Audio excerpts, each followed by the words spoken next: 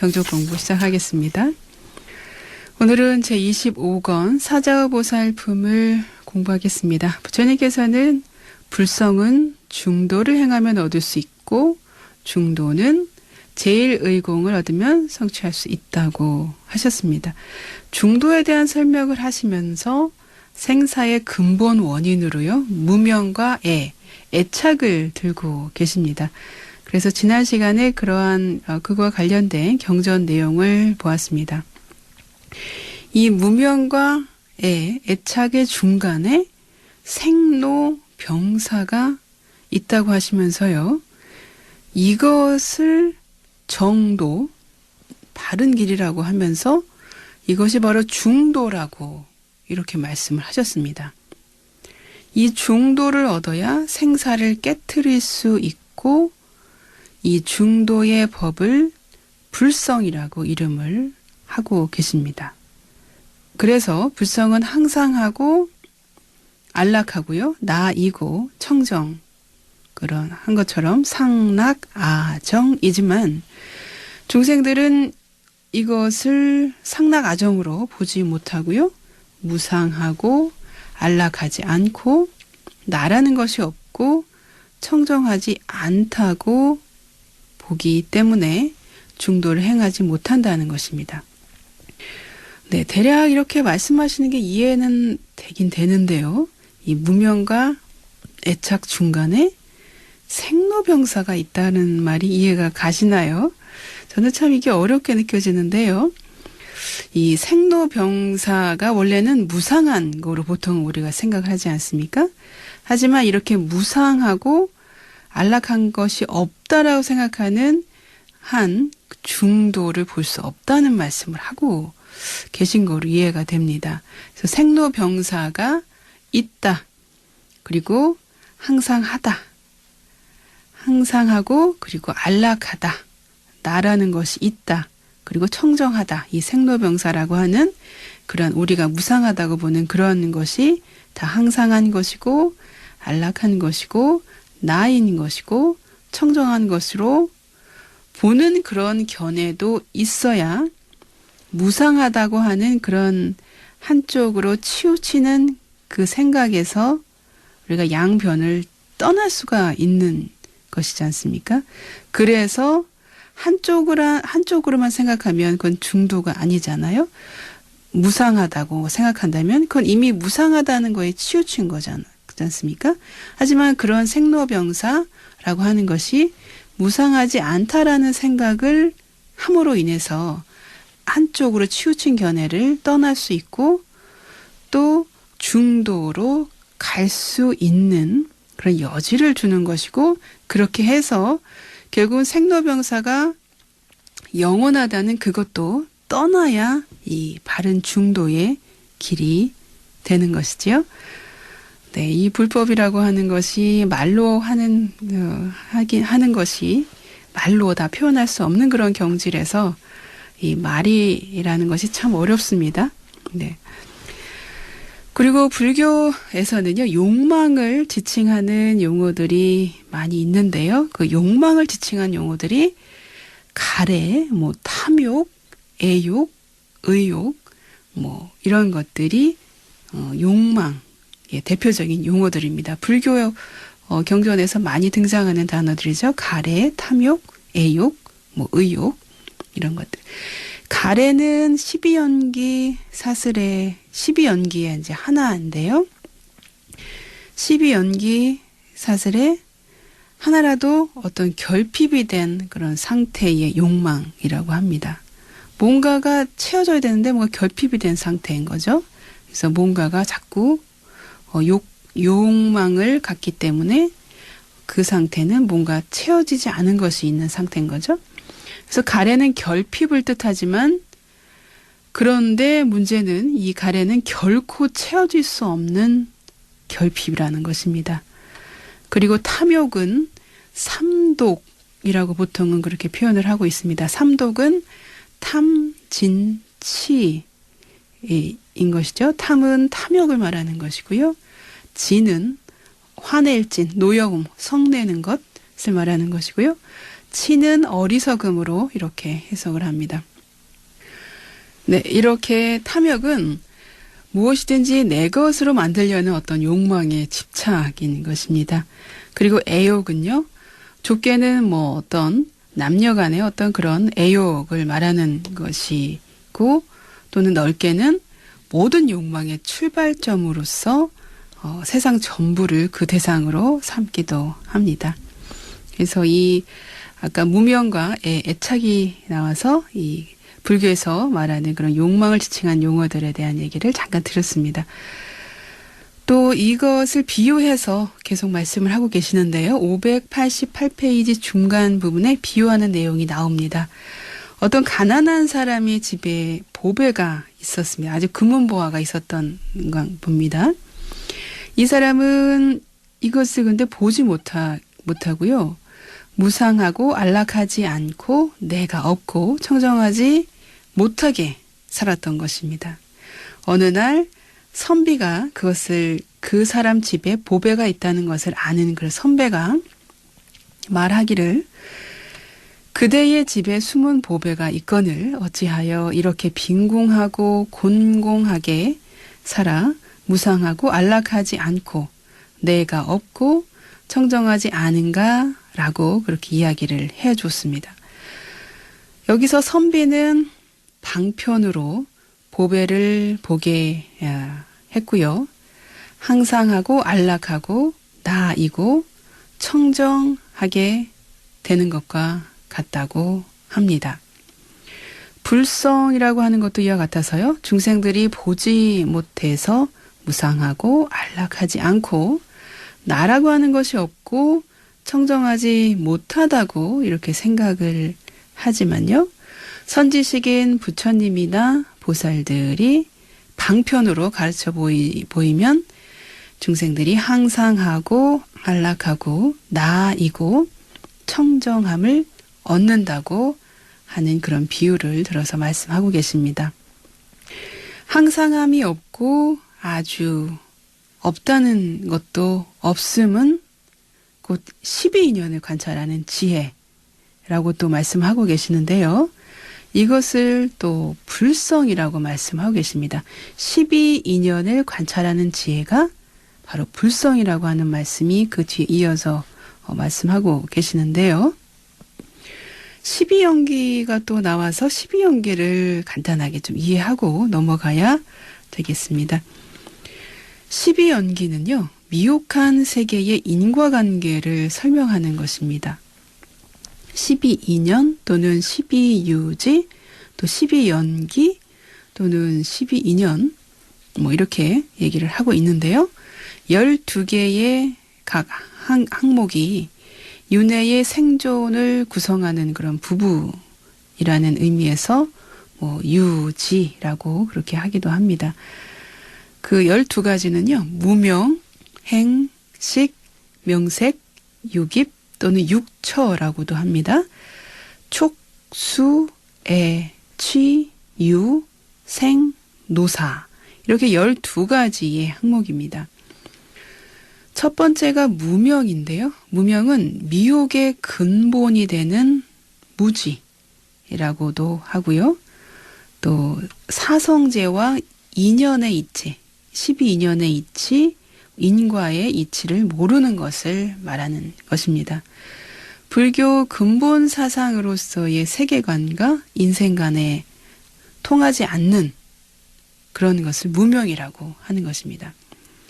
무명의 반대는 바로 팔정도 중에 정견을 말하는 것이죠. 바른 견해가 없으면 바로 이것이 무명인 것입니다. 두 번째가 행인데요. 여기서는 행은 신구의 삼업을 말하고 여기서는 행을 그냥 행이라고 해서 신행, 어행 또는 뭐 구행이라고 말씀해도 되겠죠. 신행, 구행, 의행 이렇게 세 가지를 삼행이라고 말을 하는데요.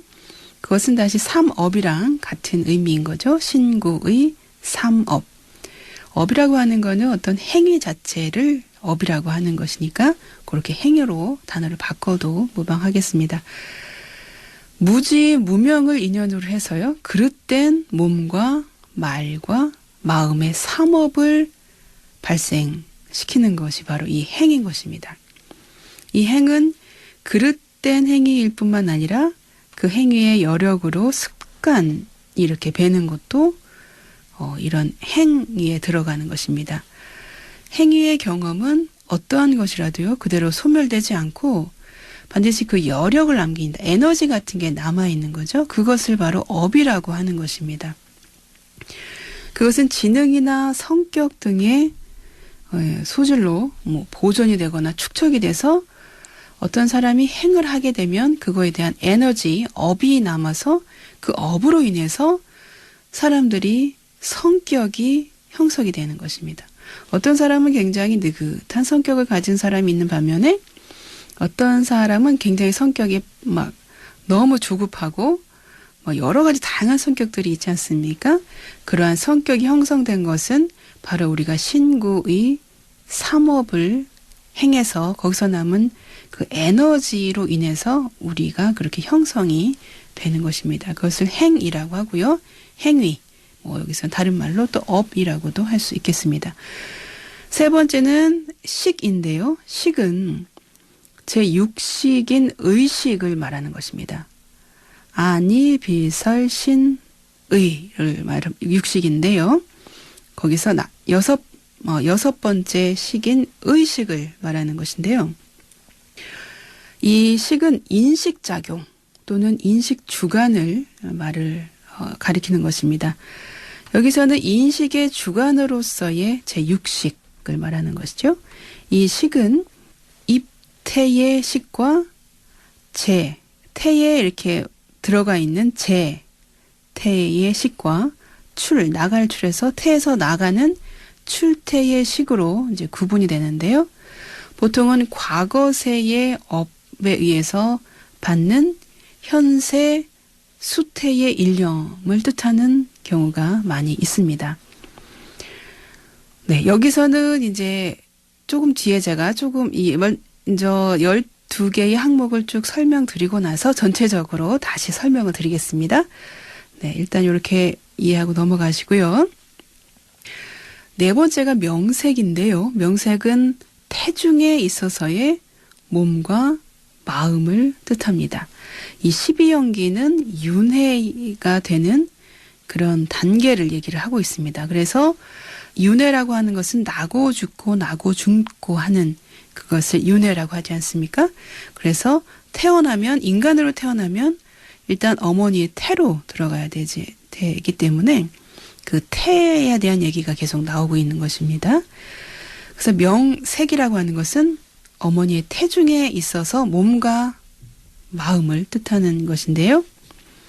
식의 대상이 되는 육경을 가르치는 것입니다. 이 육경은 색성향 미촉법, 이것을 명색이라고 하는 것입니다.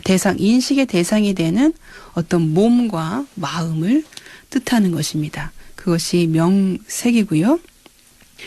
다섯 번째가 육처 또는 육입이라고도 하는데요.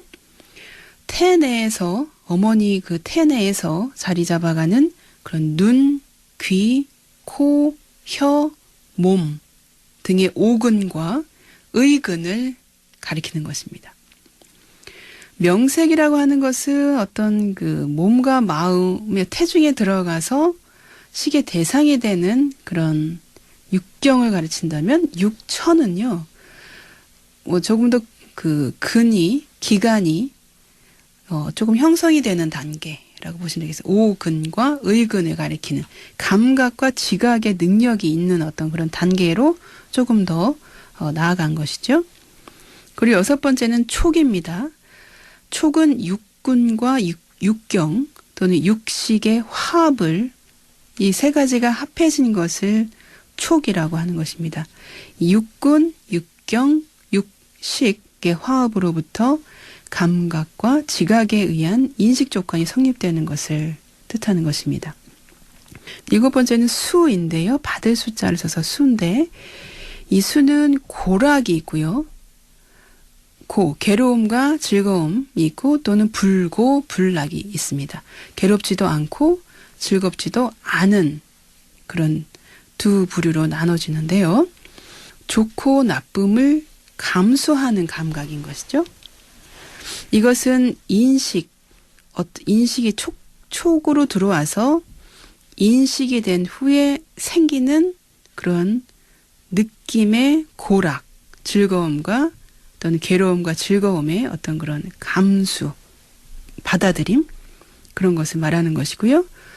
동일물로 인식해도 어떤 탐욕이 있는 사람들은 어떤 즐거움을 느끼고 성인한 사람은 어떤 똑같은 대상을 또 괴로움으로 느끼는 어떤 그 사람이냐에 따라서 그 사람에 따라서 받아들이는 느낌이 다 다르다는 얘기입니다. 그 느낌, 감수되는 찰나의 느낌, 그것을 수라고, 즐거움의 느낌, 괴로움의 느낌, 즐겁지도 않은 느낌, 괴롭지도 않은 느낌, 그것이 바로 수인 것입니다. 인식 주체로서의 식이 백지와 같은 것이 아니라요, 과거의 무명과 행에 의해서 탐욕과 진해 등의 성격이 그 안에 다 이제 포함이 되어 있는, 앞에 형성되어 있던 것들이 다 포함이 되어 있는 것입니다. 8번째가 애인데요. 이는 사랑에 있어서 애착을 이야기하는데요. 괴로움을 피하고 항상 즐거움을 추구하는 근본 욕망이 바로 이 애욕. 아까 제가 그 욕망, 불교에서 말하는 그 욕망의 애욕, 그 말씀드렸죠. 그래서 근본 욕망이 바로 이 애착입니다. 애욕인 것이죠. 가래라고도 번역을 하기도 하고요. 이 가래라고 하는 것은 목마른 자가 물을 것과 같은 어떤 심한, 아주 극심한 욕구를 가리키는 것입니다. 인식에 의해서 고락 등의 감수가 생기면요, 괴로움을 주는 사람이나 물체에 대해서 어떤 미워하는 마음이 생기고 또 그 사람을, 그 대상을 피하려는 강한 욕구를 갖게 됩니다. 그리고 즐거움을 주는 사람이나 또는 물체, 물건에 대해서, 대상에 대해서는 이를 자꾸 구애하려는 강한 열망을, 더 많이 즐거움을 얻고자 하는 그런 강한 열망을 낳게 되는 것입니다. 이와 같이 강한 욕구와 열망이 바로 이 애착, 애욕인 것입니다. 9번째가 취인데요. 취는 취할 취자를 써서요, 자기가 원하는 것에 집착하는 작용을 말하는 것입니다. 앞에 애착은 마음속에 생기는 심한 애증의 어떤 그런 생각인데 반해서 이 취라고 하는 것은요, 생각 뒤에, 어떤 생각이 일어난 그 뒤에 취하고 취사에 대한 어떤 실제 행동을 말하는 것입니다. 좋아한다는 생각이 들면 딱 몸으로 내가 취하게 되는 실제적인 행동을 취라고 하는 것이죠. 사랑하는 자는 이를 빼앗고 미워하는 자는 이를 버리거나 혹은 다 없애버리는 그런 행동을, 실제적인 어떤 행동을 하는 것을 말합니다. 몸과 말에 의한 취사 선택의 행위가 바로 이제 이 취인 것이죠. 살생을 한다든지, 도둑질을 한다든지, 사음을 한다든지, 거짓말을 한다든지, 욕설 등을 하는 그런 실제적인 행동 자체를 취라고 하는 것입니다. 10번째가 유인데요. 있을 유자를 써서 유라고 하는데요.